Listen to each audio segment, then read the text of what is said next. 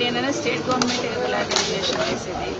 So మీరా HMDA వాళ్ళ అంటే ఎవరిని అప్రోచ్ కావాలి రైతులు టెన్షన్ పడుతుంది.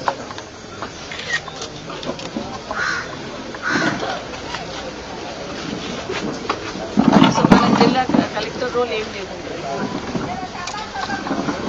బట్ ఏదున్నా కూడా మీరే చూసుకోవాల్సింది, కలెక్టరే కదా.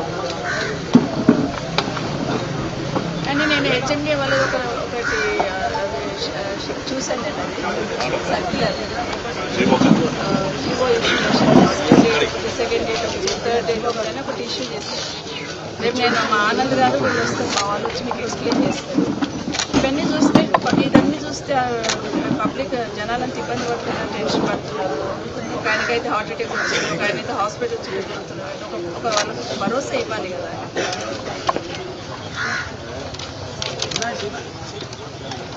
నేను వీళ్ళు రేపు పొద్దున వస్తారు, వీళ్ళందరూ ఒక్కసారి వీళ్ళకి ధైర్యం ఇస్తే వీళ్ళు కింద ఇస్తారు ఒక క్లారిఫికేషన్.